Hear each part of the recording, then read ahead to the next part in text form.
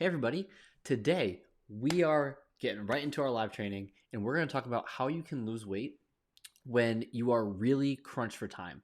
So, one of the things that we hear super often is that you just don't have enough time with all the things going on in your busy life to focus on trying to lose weight, right? And what I am here to show you today is some very basic things you can do that will save you time, but also allow you to continue to work towards your goals even when you don't have much time at all to give, if any, right? So the strategies we're going to talk about today are going to actually save you time to create more time for yourself, number one. But number two, they're going to debunk some of the things that are standard in the weight loss space about how you lose weight that do take up a ton of time. I'm going to show you some ways that you can save time here, reach your goals, and just do it faster and more efficient, right? And so I'm super excited to get into this with you guys. And so let's get right into it.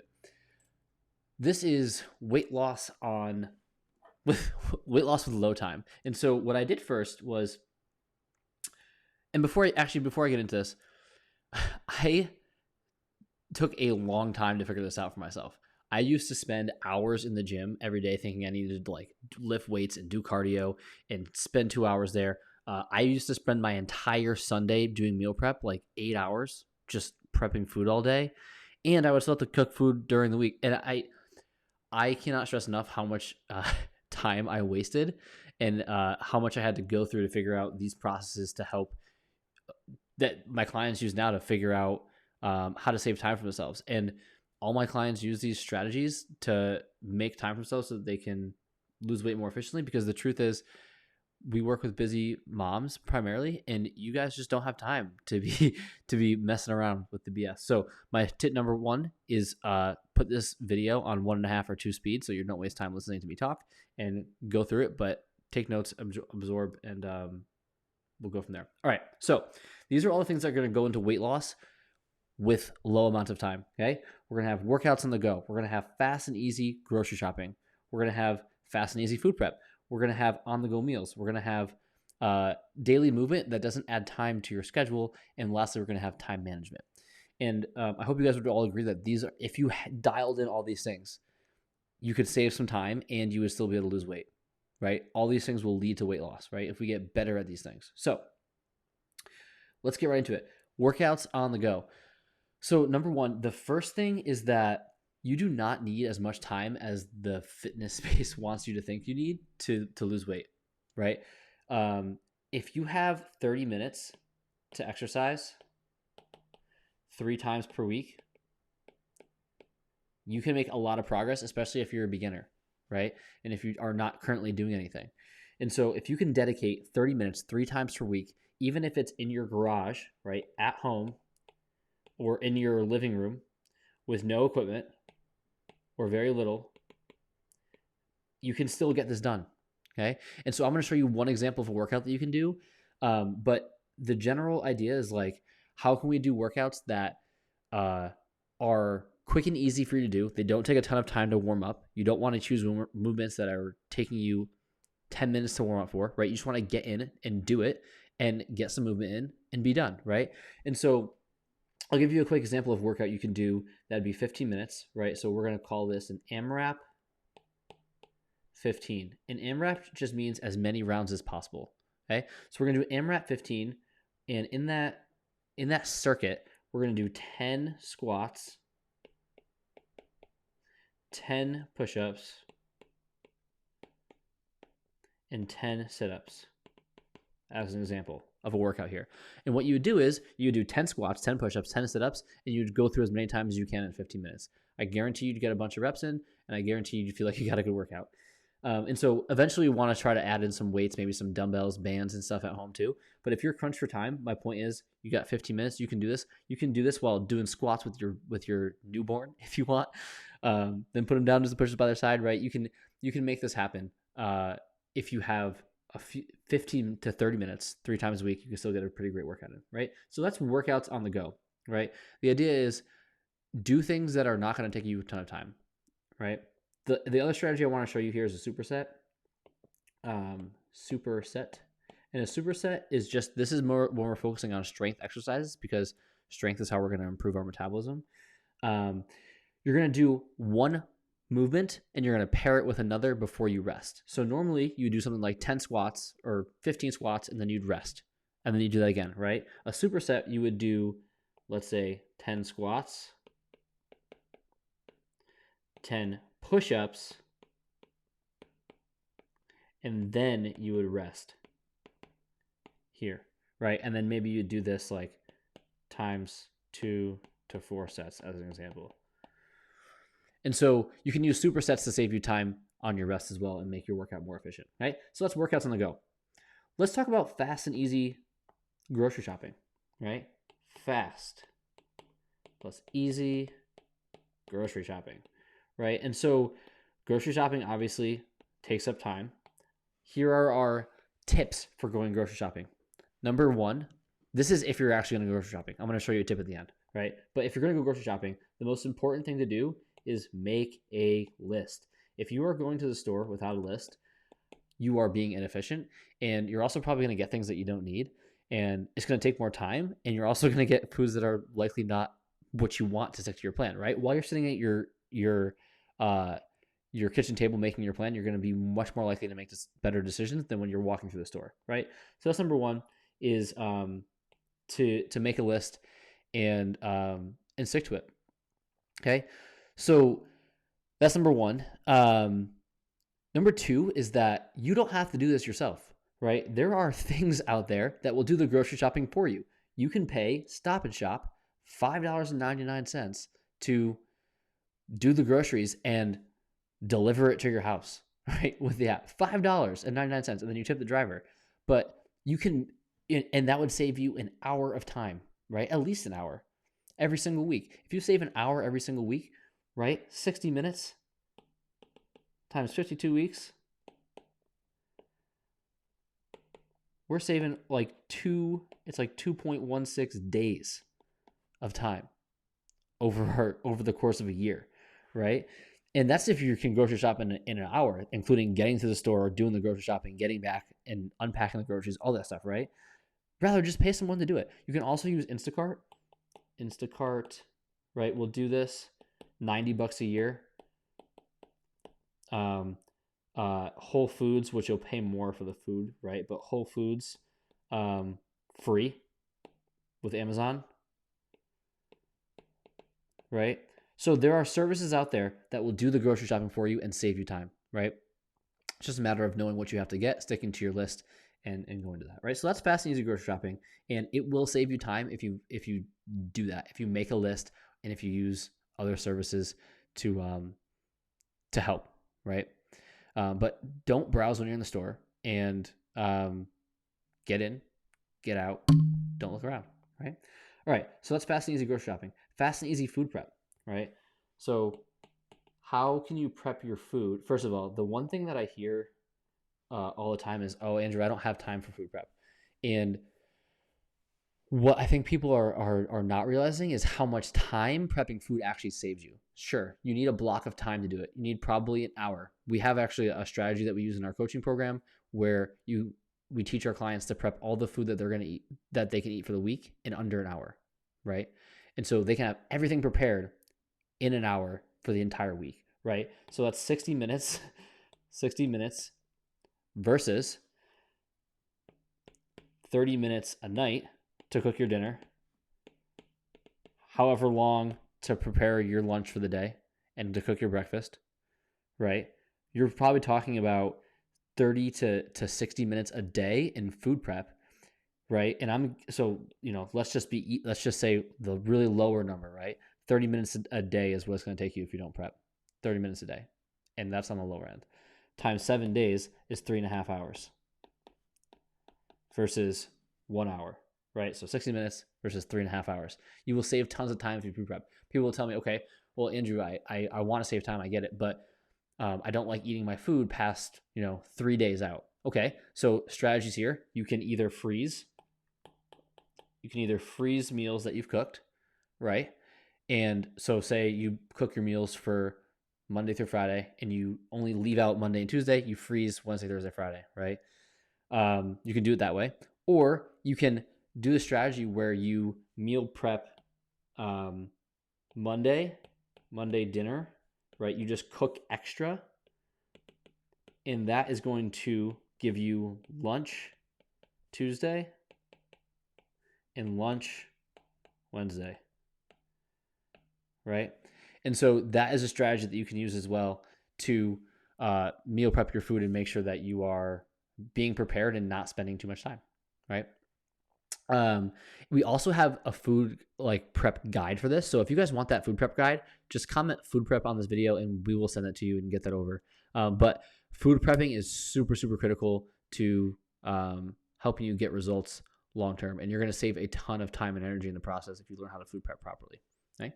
So that's food prep. So now we did workouts on the go. Boom. We did fast and easy grocery shopping. We did fast and easy food prep, right? How about on the go meals, right? On the go meals.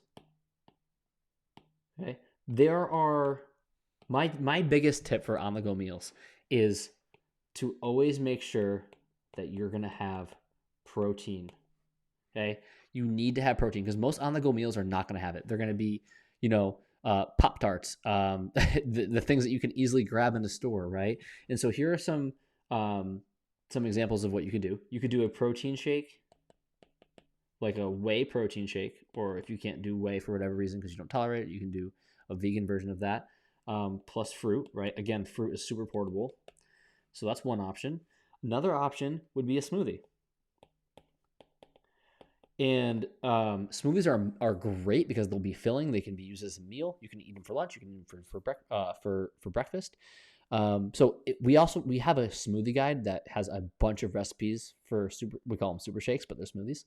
So if you want that, just comment super shakes on this and we'll get that to you. But basically the idea of this is if we can have meals that are prepared for when we know we're going to be busy ahead of time, right? Like when you go out for the day and you're going to be on the road and you're not going to have something healthy to eat, bring something with you, right? Bring something you can have an on-the-go meal. If you do a smoothie, put it in a lunchbox with an ice pack. It will stay just fine.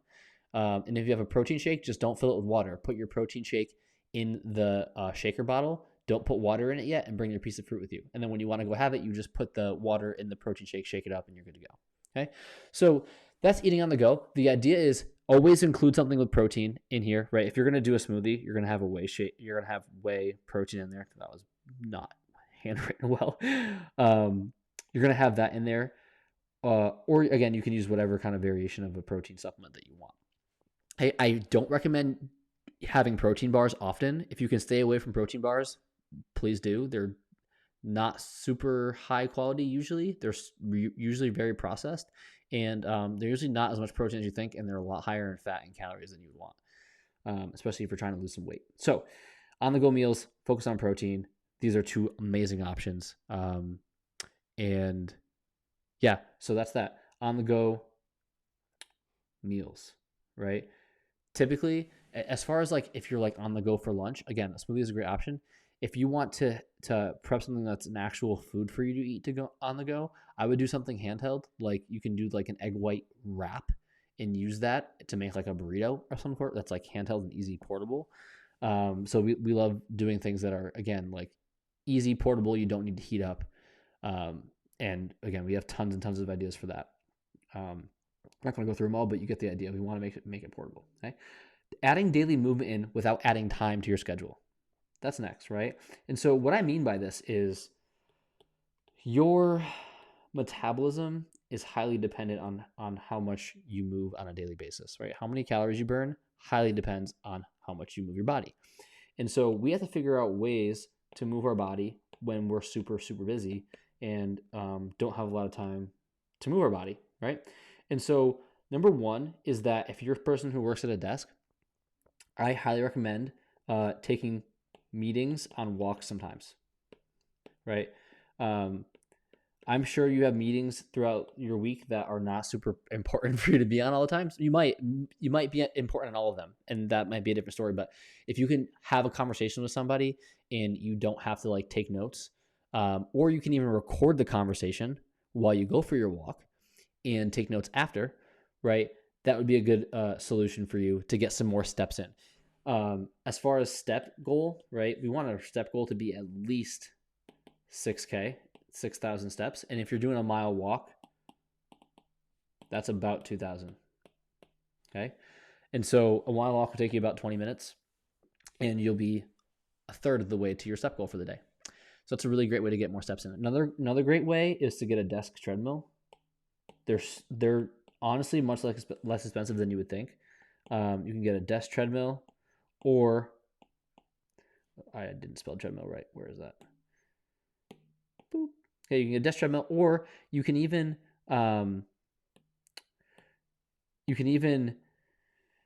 get a bike desk, right? And so I have a desk that attaches to my bike. I don't know if you guys can see my bike over there. The mic's blocking it. I have a little spin bike. You can get one for a Peloton. It's like a desktop that you can put on that attaches to your bike, and you can use it as a desktop for your laptop that you can put on there. You can pedal, get some movement in, and still doing work. So like you are still focusing on your tasks. You're just also adding in movement to your day, right? And that's the idea, is like, how can we get more movement in without sacrificing any time for you, right? And as far as, and then the last thing around daily movement is what's worked the best for my clients is first thing you do when you get up, just go for a 10-minute walk. I guarantee that a lot of you wake up, and because I did this too, and you just putz around on your phone in your bed for 10 minutes, or, roll around, or maybe you enjoy your coffee at your kitchen table. Go for a walk for 10 minutes, very first thing in the morning. Get it out of the way, right? And also it makes the focus that now the focus is on you, right? The first thing in my day was focused on my health. That's gonna set the tone for the rest of the day, right? So that's how we add daily movement without adding in any extra time. Boop. Okay, last and most important piece is time management, right? Time management. The reason why I say this for last is because I think it's the most important one. And I think it's going to make the biggest impact on people. And I want you to leave with this. So time management is really about increasing productivity, right? You still have to do all the things that you have to do, right? You're not going to give up, taking your kid to daycare or whatever it might be. But we can increase our productivity. And all that really means is that we are doing more, right? So we're going to do more work per unit of time, right? And so all that means is we get more stuff done in less time. That's what increasing our productivity is. So how can we do that? The first strategy I love to use is called time blocking. If you haven't read The Perfect Day or The Perfect Week Formula, highly recommend it. But one of the exercises is time blocking that comes out of that. And time blocking is essentially blocking off a schedule for yourself in 30-minute blocks that focus on one task in that given block. You are singularly focused on that one thing for that given time. And you're going to increase your productivity by so much versus you doing 10 different things at once, half-ass, right? We want to go full in on one thing at a time, get that thing done. Your productivity is going to skyrocket for it, right? So that's number one is fill out the time block sheet. If you guys want that, comment time block. I will send that over to you. I have that as well as a document that you guys can fill out and use to increase your productivity. It's worked wonders for me, right? Journaling, right? In the morning, what I do is I set my three priorities for the day. What are the three most important things for me to get done? And my whole day is revolved around that, right? So I'm going to get those three things done no matter what. And one is always for my health. Okay. One of those three things. So 3 priorities, right? I set my 3 priorities for the day, and that sets the tone. Like, these things are going to have to get done. So time block, journaling. And then the last thing is a time audit. Okay. And a time audit is basically just going through your schedule and not changing anything yet, but you are just recording what you're doing during each 30-minute block of your day. And you do that for like a 3 to 5 day period of like through your normal schedule. And what you'll see is you'll be able to identify gaps. Like, oh, I wasn't super productive there. Oh, I didn't do anything there. Oh, I was super productive at that time. and you'll be able to identify the places that you're doing well, the places that you're not, and where you can start optimizing your time. At the end of the day, if you do not have time for this, if you feel like you don't have time for this, what you're really saying is that it's not a super high priority for you. And that's okay. If you want to be a high priority for you, we have to figure out how we can make that happen, right? And so instead of you know, complaining about not having time, this is how we're going to start actually making change toward that goal, right? And you really have two options. You can either continue to do what you're doing that isn't working, or you can use some strategies that help you buy back some of your time, increase your productivity, and get the things done that you want to get done so that you can have the body and the health that you want to have. And so this is the basics of how you would create more time for yourself, manage your time, do workouts that are on the go and fast, grocery shop that's fast and easy, prep food that's fast and easy, have food ready to go when you're moving around, increase your productivity, all that great stuff. And I think if you do this, you're going to realize like, I have the time for this. I can do it. And once you have that realization, you're going to eliminate the excuse for yourself that you don't have enough time, and you're going to just get things done and you're going to reach your goals. It's going to be amazing. And I really want that for you. Okay. So that was what I have today. I hope you guys liked the training on all this. I didn't go super in depth on any one of these, but I just wanted to give you overview, high level touches on the things that go inside of losing weight when you don't have a ton of time. And I hope it was valuable for you guys. So, yeah, if you guys like this, comment below. Tell me what you liked. Tell me the things that were the most helpful for you. And yeah, and if you feel like you want some help with this, just comment audit below and we'll help you with your time audit, right? We'll help you go through your time audit. We'll bring you through a metabolism audit in the same token too, and help you figure out what the next steps are for you to make the progress that you want to make. And if not, that's great. I hope that you got a lot out of this video and that it made a difference for you.